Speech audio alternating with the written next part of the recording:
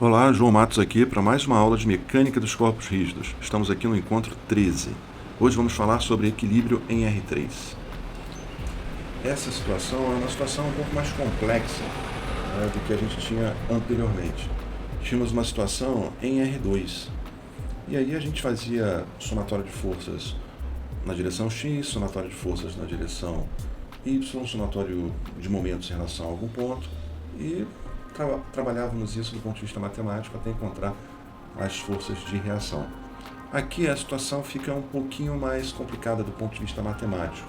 Tá? Continuamos aplicando as mesmas condições de contorno, quer dizer, as mesmas condições de estática, ou seja, o somatório das forças tem que ser zero e o somatório dos momentos em relação a algum ponto tem que ser zero também. Porém, agora a gente tem três eixos. Então, nós temos somatório das forças em X, somatório das forças em Y e somatório das forças em Z. Então, isso tudo aqui vai ter que se anular. Eu não posso ter uma força resultante diferente de zero em alguma dessas direções, porque senão o corpo rígido vai sofrer translação. E a gente tem que também se assegurar que esse corpo não vai rodar, não vai sofrer rotação. Então, o somatório dos momentos em relação a algum ponto ali tem que ser zero. Em relação a qualquer ponto, tem que ser zero. E geralmente a gente escolhe esse ponto de maneira conveniente a calcular o mínimo de momentos possível. Tá? Então, as condições de equilíbrio são as mesmas.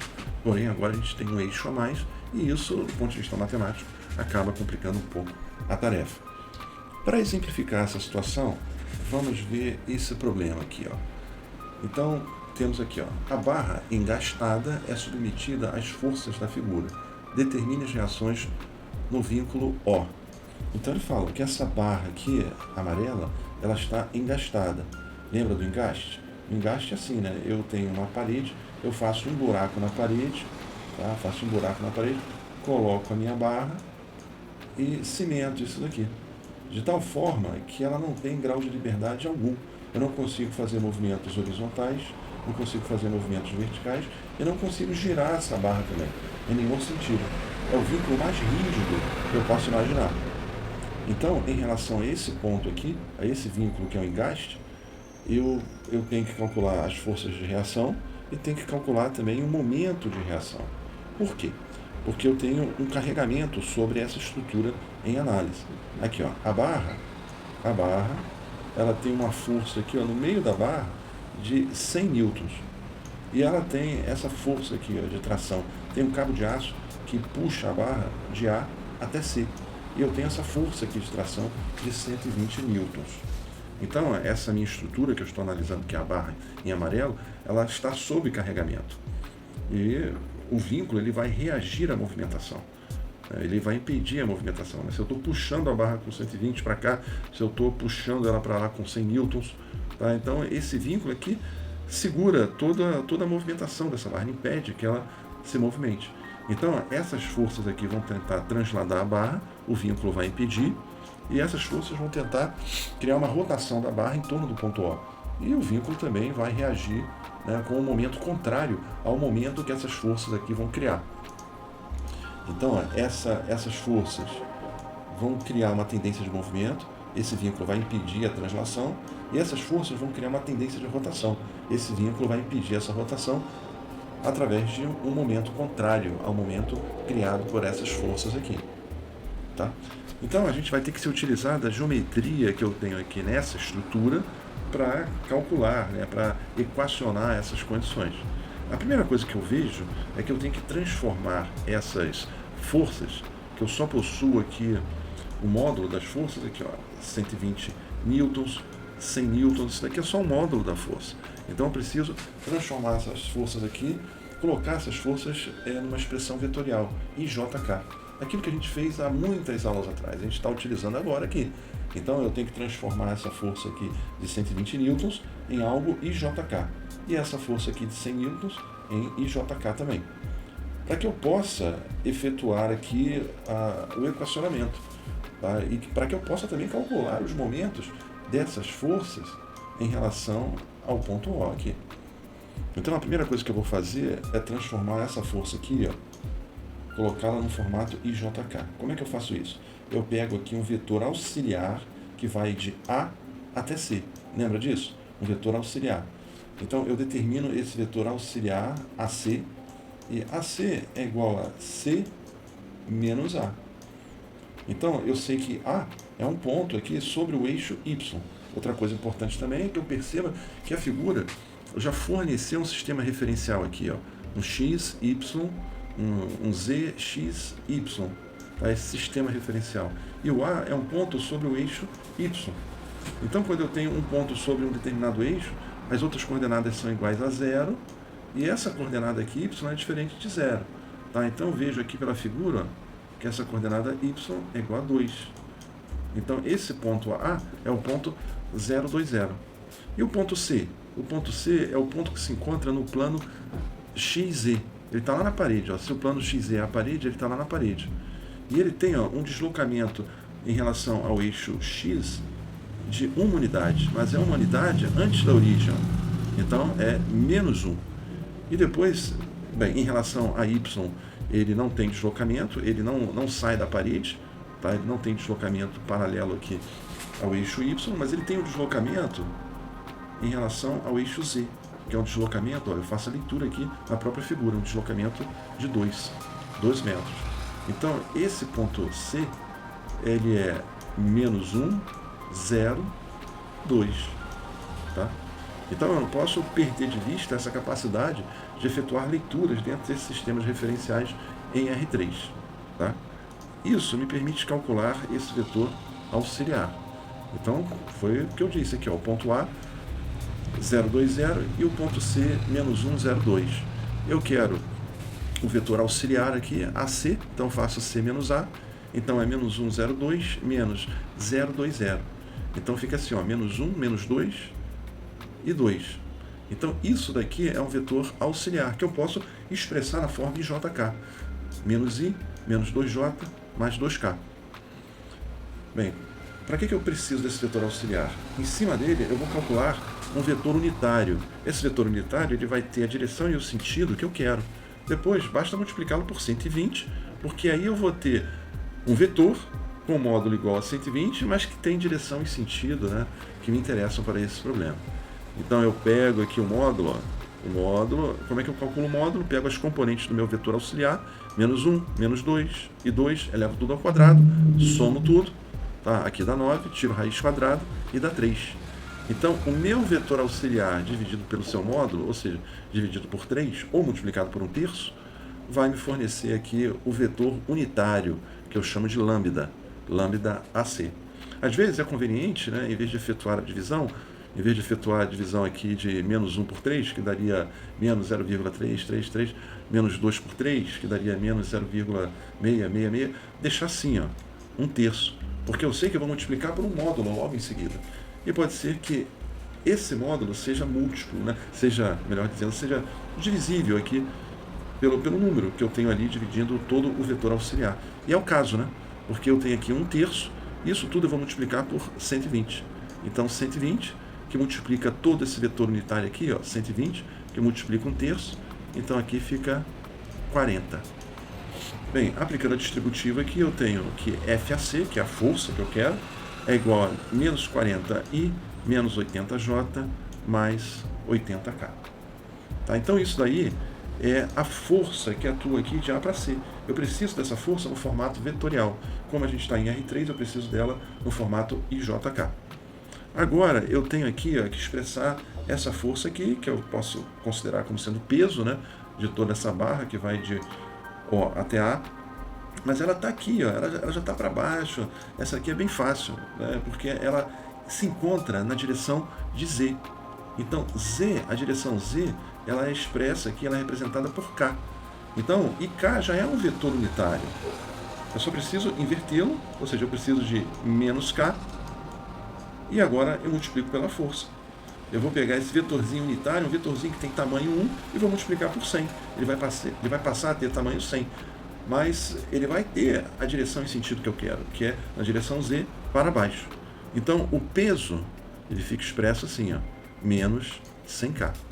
Então, todas essas forças aqui, ó, a força FAC e a força que representa o peso. E agora, eu sei que aqui, ó, eu tenho uma força de reação. Uma força de reação qualquer, que eu posso chamar aqui, ó, de R. É uma força de reação tridimensional. Então, por ser uma força de reação tridimensional, ela vai ter uma componente em X, ela vai ter uma componente em Y e ela vai ter uma componente em Z. Ou se eu quiser, eu simplesmente deixo assim, ó, ela como R. E é o que eu vou fazer. Tá? Aqui, ó. Vou aplicar essa condição. O somatório de todas as forças sobre a barra, a força peso, a força que vai de A para C e as forças de reação, isso tudo tem que se anular. Porque se isso não tiver anulado, essa barra pode sofrer translação. Então, ó, FAC mais P mais R, isso tudo é igual a zero. Tá? Então eu coloco aqui, ó, FAC menos 40I menos 80J mais 80K. A força peso menos 100K. A força de reação mais R. Somando isso aqui tudo, eu tenho que ter zero. Somando tudo tem que ter zero. Então, né, basta somar aqui, ó, os termos correspondentes. Eu vou operar algebricamente com aquilo tudo que tem I. Bem, só tem esse termo aqui com I, então ele permanece do jeito que está mesmo. Tá? Ele vai ser assim, menos 40I. Bem, esse termo aqui em J, também não tem outro termo em J, então ele vai ficar assim, menos 80J. Agora o termo em K tem esse, 80K, e menos 100K. Então, operando com os dois aqui, eu tenho menos 20K. Quando eu passar todos esses termos para o outro lado, tem inversão de sinal. Então, menos 40i dá 40i. Menos 80j dá 80j. E menos 20k dá mais 20k. Então, essa daqui é a força de reação, tá? Já com todas as suas características vetoriais, porque ela está expressa na forma IJK. Então, quando eu tenho sobre a estrutura aqui a barra atuando essas duas forças, o vínculo, que é esse engaste aqui em O, vai reagir com essa força R. Tá? Bem, eu tenho aqui, ó, somatório dos momentos em relação a O. É o que eu tenho que fazer também, tá? Porque eu tenho que garantir que essa barra ela não vai sofrer rotação. Então, eu vou fazer aqui, ó, somatório, eu vou calcular inicialmente o momento dessa força AC em relação ao ponto O. Aí, se você tem dúvidas disso, tem aulas aí atrás, tem uma aula só sobre momento em R3. Tá? Dá uma olhada lá para você relembrar isso. Mas como é que eu faço isso? Eu faço o produto vetorial entre o vetor posição da força, que é esse vetor aqui, ó, que vai de O até A, e a própria força, que é uma força de 120 newtons. Tá? Essa força, FAC, eu já determinei ela, na forma em JK. Agora, o vetor posição da força, que vai de O a A, é um vetor que se encontra sobre Y, ou seja, então é um vetor do tipo J vezes alguma coisa. Essa alguma coisa é igual a 2. Então aqui, ó, esse vetorzinho posição é um vetorzinho 2J. Tá? Então tem aqui, ó. Então, na verdade, eu tenho que fazer esse produto vetorial aqui, ó. Eu tenho que fazer o produto vetorial pelo vetor posição e a força. Tá? Então, como é que eu faço isso? Coloco aqui na matriz essa primeira linha e JK. Na segunda linha, eu coloco o vetor posição, 0, 2, 0. E na terceira linha, eu coloco aqui as componentes da força. Tá? Então, a gente já sabe como é que faz isso. Pode utilizar a regra de Sarri ou não. Dá uma olhadinha lá nas outras aulas que você vai ver. Tá? Mas tem outros métodos para se fazer isso além da regra de Sarri. Tá? Você, por exemplo, você pode começar multiplicando aqui a diagonal. I que multiplica 2, que multiplica 80, dá 160i. Tá? Aí depois, ó, você vem nessa diagonal de cima, vezes esse aqui. Mas como tem o zero, tá? Nessa pequena diagonal de cima aqui, ela se anula. Aí você vem na diagonal de baixo, multiplica esses dois e vem aqui em cima. Como tem o zero, também se anula. Então, fica só 160i. Aí depois você vai fazer o produto aqui, ó, nessa diagonal secundária. Ó. Tá? Então você vai pegar assim, ó, menos 40 vezes 2 vezes K, dá menos 80K. Mas aqui você já inverte o sinal, então dá 80K. Você vai pegar embaixo aqui esses dois, vai multiplicar com esse aqui em cima. Mas como tem o zero, vai se anular. Vai pegar esses dois aqui em cima, vai multiplicar e vai multiplicar com esse daqui. Mas como tem o zero, ele também se anula. Tá? Então, no final, a primeira parte que eu utilizei a diagonal principal e a segunda parte que eu utilizei a diagonal secundária com sinal de menos, tá? Considerando as duas, eu vou ter que o momento dessa força FAC em relação a O é 160I mais 80K. Ok? Então isso daí é a tendência de rotação que essa força, né, implementa ali na estrutura, tomando como referência o ponto A, um ponto de rotação. Agora eu tenho que calcular aqui, ó, o momento dessa força de 100 newtons em relação ao ponto O. Então eu vou pegar aqui, ó, o vetor posição dessa força, que agora é só metade aqui da haste, só metade da barra, que é 1. Então esse vetor posição é igual a J. Então eu posso fazer direto, não preciso nem utilizar a matriz aqui. Ó. Eu pego aqui, ó, o momento da força P em relação a O é ROM, que é o vetor posição da força P, que multiplica a força P. Então é J, né, vetorial a força P, que é menos 100K. Então aqui, ó, é só repetir o menos 100 e fazer aqui, ó, J vetorial K. Tá? J vetorial K é igual a I. Tá? Lembra daquele esquema gráfico assim, circular, onde eu tenho IJK. Aí eu faço a leitura aqui no sentido, né, que eu apontei aqui na seta. Aqui, ó, I vetorial J é K. Então eu tenho aqui, ó, IJ vetorial K é igual a I. Então o que eu tenho lá é J vetorial K, que é igual a I. Por isso é que aparece o I aqui, ó. Então o momento dessa força aqui, peso em relação ao ponto O, é o momento de menos 100I, tá? Bem, eu tenho que o somatório de todos os momentos, o somatório dos momentos provocados aqui pela força FAC e pelo peso, mais o momento reação, tem que se anular. Tá? Porque esse vínculo aqui, ele oferece uma força de reação e oferece um momento de reação também. Ambos são vetores, tanto o momento quanto a força de reação. Então é só somar aqui, ó, todos os momentos que eu tenho, inclusive de reação, e igualar a zero. Então, ó, 160I mais 80K menos 100I. Tá? Então, eu opero aqui, ó, com os termos correspondentes. 160I menos 100I tem 60I. E aqui 80K está sozinho. Fica sozinho mesmo. Então, quando eu passar 60I para o outro lado e 80K para o outro lado, eles vão trocar o sinal. De tal forma que eu vou ter aqui, ó, menos 60I menos 80K. É um pouquinho mais complicado, mas dá para fazer. As condições são as mesmas.